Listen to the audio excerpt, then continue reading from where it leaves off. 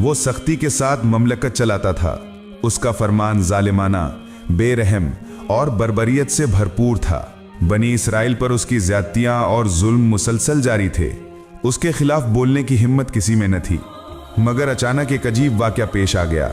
अल्लाह रब्बुल आलमीन ने मिस्र की सबसे बड़ी नेमत नील नदी को खुश्क कर दिया। वही नदी जिसके पानी से मिस्र के हर खेत सरसब्ज होता था, वही पानी जिससे लोगों की जिंदगियां चलती थीं। अचानक वो नदी एक खुश्क सहरा बन गई। इसका नतीजा ये हुआ कि पूरा मिस्र पानी की कमी की वजह से आहो फिगा करने लगा। माएँ अपने बच्चों को गोद में पकड़कर रो रही थीं और कह रही थीं, ऐ मेरे रब, मेरे बच्चे के लिए एक बूंद पानी कहाँ से लाऊं? बुजुर्ग कांपते हुए करा रहे थे, हम प्यास से मर रहे हैं। गांव और शहरों में लोगों के कराहने और बेयारो मददगार पुकार सुनाई दे रही थी। लोग एक दूसरे से कहने लगे, अब हमारा क्या होगा? पानी के बगैर हमारी जिंदगी मौत के दहाने पर है। माएँ, बच्चे, बूढ़े सब पानी के लिए तड़प रहे थे। अगर चंद दिनों में पानी का इंतजाम न हुआ तो सब मौत के मुंह में चले जाएंगे। तुम्हारे पास कोई तरीका है तो बताओ। किसी ने कहा, चलो हम सब मिलकर मिस्र के सबसे बड़े नजूमी के पास चलते हैं, वो गिनती करके कोई रास्ता बताएंगे। फिर लोग दौड़कर नजूमी के पास गए। वो सब रोते हुए सारा हाल बयान करने लगे। ए दाना, हमें बचाओ, नील खुश्क हो गई है, लोग प्यास से तड़प रहे हैं, फसलें तबाह हो रही हैं, अब क्या होगा? नजूमी ने कहा, मैं हिसाब लगा कर देख रहा हूं, मिस्र की नील नदी किसी तौर पर भी पानी से भर नहीं सकती। इस मसले का हल मेरे बस में नहीं, बल्कि तुम लोग हमारे बादशाह फिरौन के पास जा सकते हो, शायद वो कोई इंतजाम कर दें। आखिरकार जब कोई तरीका न मिला तो मजबूर मिस्रवासी दौड़ते हुए फिरौन के महल की तरफ गए, क्योंकि उनका ईमान था कि फिरौन ही हर मसले का हल निकालने वाला है। लोग कतार दर कतार दरबार में आए, हाथ जोड़कर सर खम करके अर्ज किया, ए हमारे खुदा, आपने सुना होगा कि मिस्र की नील नदी का पानी सूख गया है, लोग पानी के लिए तड़प रहे हैं। अगर नील में पानी ना आया तो हम सब मौत के मुंह में जा गिरेंगे। आप तो बेशक जबरदस्त ताकत के मालिक हैं, नील में पानी के बहाव का इंतजाम कर दें। इसके अलावा कई लोग कह रहे हैं कि अगर हमारा बादशाह पानी का इंतजाम नहीं करेगा तो हम उसे खुदा तस्लीम नहीं करेंगे। ये बात सुनते ही फिरौन के चेहरे पर खशम तारी हो गया। उसके सीने में घमंड फूटने लगा, मगर उसने कुछ न कहा। वो बुलंद सर से गर्म आवाज में बोला, तुम फिक्र मत करो, मैं तुम्हारा खुदा हूं। किसी भी सूरत में बहुत जल्द पानी का बंदोबस्त कर दूंगा। आज तुम वापस जाओ और कल तुम मौजिज़ाना तौर पर देखोगे कि नील मेरे हुक्म से बह पड़ेगी और पानी से भर जाएगी। लोग उस दिन उम्मीद की किरण लिए महल से निकल गए, लेकिन रात जब हर तरफ सन्नाटा छा गया तो फिरौन तन्हा अपने कमरे में बैठकर गहरी सोच में डूब गया। वो अपने दिल में सोचने लगा, दरअसल मेरी कोई ताकत नहीं है, सारी ताकतों का मालिक तो बस एक है, जो कायनात का पालने वाला है, अल्लाह। अगर मैं ये बात आवाम के सामने तस्लीम कर दूं तो कोई मुझे खुदा नहीं मानेगा, मुझे कुछ चालाकी करनी होगी। अगली सुबह फिरौन ने अपनी सारी फौज को हुक्म दिया, तुम सब तैयार रहो, अभी नील के किनारे रवाना हो जाओ। तब एक सिपाही ने कहा, बादशाह मोहतरम, नील तो खुश्क हो चुकी है, एक बूंद पानी भी नहीं है, वहां जाकर आप क्या करेंगे? फिरौन ने घुरघुराने के अंदाज में कहा, बेवकूफ, क्या तुम नहीं जानते कि मैं खुदा हूं? मेरी फरमान से नील दोबारा पानी से भर जाएगी, नदी मेरी ही बात सुनेगी। फौज के लोग हैरत से देखते रहे, कुछ खौफजदा खामोश हो गए। फिर फिरौन अपने चुने हुए सिपाहियों के साथ नील के किनारे पहुंच गया। खुश्क दरिया के रेतीले साहिल पर खड़ा होकर फिरौन ने जोर से चिल्लाया, ए नील दरिया, क्या तुम मेरी बात सुन नहीं सकते? मेरे हुक्म से अभी पानी बहाओ और सारा मिस्र भर दो। लेकिन दरिया साकित रहा, कोई रवाना आया, कोई पानी नजर न आया। गबी फिरौन जानता था कि हर चीज का मालिक सिर्फ अल्लाह है, मगर अपनी तोहमत में वो अंधा था। तब भी लोगों के सामने अपनी झूठी खुदाई दावे को कायम रखने के लिए जान फिशानी से अदाकारी करने लगा।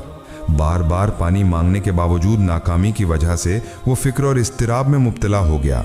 अगर दरिया में पानी ना आया तो आम लोग उसे खुदा तस्लीम नहीं करेंगे। यही फिक्र उसके दिल को बेचैन कर रही थी। अब क्या किया जाए? कई सोचों के बाद फिरौन वहां से कुछ सिपाहियों को लेकर शादुला नामी मैदान के किनारे पहुंचा। वहां पहुंचकर फिरौन ने सिपाहियों से कहा, तुम सब यहां खड़े रहो, मैं कुछ बंदोबस्त करता हूं। ये कहकर वो अपने साथ चालाकी से एक सुनसान गुफा की जानिब चल दिया। फिर वो सजदे में गिर पड़ा। रोते हुए बोला, ए रहम करने वाले, रहमत के समुद्र, तेरी कुदरत की कोई हद नहीं, तेरी रहमत की कोई इंतहा नहीं। मैं तेरा हकीर बंदा हूँ, तू रहमत के समुद्र है। इस हकीर बंदे की दुआ कबूल कर दे, मेरी इज्जत और मकाम बचा दे। दुनिया में मेरा वकार बरकरार रख, आखिरत में मैं तुझसे कुछ नहीं मांगता। अगर चाहे तो मुझे दोज़ख की आग में सज़ा देना, फिर भी दुनिया में मेरा वकार बचा दे। ऐ मेहरबान, नील दरिया में पानी नहीं है।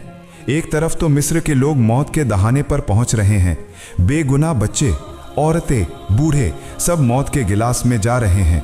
ए रहम करने वाले, कम से कम उनके बारे में सोचकर मेरी दुआ कबूल फरमा दे, तेरी रहमत की कोई इंतहा नहीं।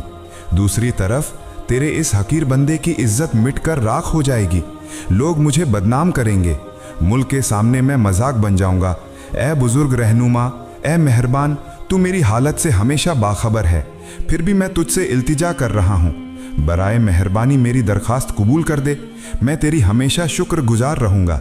ये कहकर वो बेसाख्ता रो पड़ा। उसी वक्त कहीं से गुफा के बाहर से एक बुजुर्ग ने जोर से आवाज दी, जापना जरा बाहर आओ। अचानक फिरौन चौंक उठा। तब वो बुजुर्ग बोला, जापना, मैं आपके सामने एक आदमी की शिकायत लेकर आया हूँ, आप इंसाफ फरमा दें। गुफा के अंदर से फिरौन बोला, आप कौन हैं? यहाँ आपको आने की इजाज़त किसने दी? ये तो इंसाफ का मकाम नहीं है, आप कल शाही अदालत में आइए, मैं आपको इंसाफ सुना दूंगा। फिर बुजुर्ग ने कहा, लेकिन मैं फैसला सुनाए बगैर नहीं जाऊंगा, ज़रूरत हुई तो मैं आपको बाहर निकलने भी नहीं दूंगा। ये सुनकर फिरौन सख्त गुस्से में आ गया, मगर वो उस वक्त मुश्किल में था तो कुछ न कह सका। गुफा से बाहर निकलने का ही वक्त था कि फौजियों की चीखो खुशी सुनाई दी। ये सुनकर वो हैरान रह गया और गुफा से बाहर आया। जब उसने नील की तरफ देखा तो देखा कि सारा नील दरिया पानी से भर गया है। ये मंजर देखकर वो बेहद खुश हुआ। बेपरवाह होकर उसने बुजुर्ग से कहा, अच्छा अब बताइए आपकी शिकायत क्या है? फिर वो बुजुर्ग बोला, फर्ज करें एक गुलाम बिल्कुल नाफरमान है, वो अपने मालिक की बात नहीं सुनता, हालांकि उसका मालिक उसके साथ अच्छा सुलूक करता है, उसे खाना और लिबास देता है, फिर भी वो गुलाम कभी शुक्रगुजार नहीं होता। तो ऐसे गुलाम के साथ कैसा सुलूक होना चाहिए? फिर बुजुर्ग ने कहा, क्या तुम ये बात कागज पर लिख कर दे सकोगे? फिरौन बोला, बिल्कुल, क्यों नहीं, उस गुलाम को पानी में डूब कर मारना चाहिए। उसके बाद उसने ये बात कागज पर लिखकर बुजुर्ग के हाथ में दे दी और बुजुर्ग वहां से रुखसत हो गया। वो बुजुर्ग दरअसल अल्लाह का फरिश्ता था। फिर फिरौन अपनी फौजियों समेत वापस शाही दरबार की तरफ लौट आया। ये खबर फैलने में देर न लगी। मिस्र के हर कोशे में सरगोशी शुरू हो गई। लोग एक दूसरे से कहने लगे, हमारा बादशाह, हमारा खुदा फिरौन ने अपनी कुदरत से नील में दोबारा पानी बहा दिया है। लोग एक एक करके दरबार में आने लगे। दरबार में लोगों का हुजूम लग गया। कोई खुशी मना रहा था तो कोई शुक्रगुजारी का इजहार कर रहा था। वो सर झुकाए कहने लगे, ऐ हमारे खुदा, आपने हमें मौत के मुंह से बचा लिया, हम इस एहसान को सारी जिंदगी नहीं भूलेंगे। फिरौन गुरूर से सीना फुलाकर हंसते हुए बोला, तुम डरो मत, मैं बहुत ताकतवर हूं। नील में पानी लाना तो मेरे लिए मामूली बात है, मैं तुम्हें और भी बड़े मौजिज़े दिखा सकता हूं। मैंने कहा था कि तुम्हारे लिए पानी का बंदोबस्त कर दूंगा। लोगों को उसकी बात और ज्यादा मुतहय्यर कर गई। उन्होंने फिरौन को खुदा कहते हुए बुलंद आवाज में पुकारना शुरू कर दिया। इज्जत और एहतराम के साथ दरबार में उसकी बहुत तारीफ होने लगी और फिरौन पिछली सारी बातें भूल गया। वो भूल गया कि असल ताकत किसके पास है, भूल गया कि इसी एक अल्लाह की रहमत के बगैर वो एक कतरा भी पानी नहीं ला सकता था, बल्कि वो अपने गुरूर में मजीद डूब गया। वो खुद को ऐसा महसूस करने लगा जैसे वाकई वही हर चीज का मालिक है। साल गुजरते गए, फिरौन के जुल्म सितम में इजाफा हुआ। रियासती इंतजाम में वो पहले से भी ज्यादा सख्त हो गया।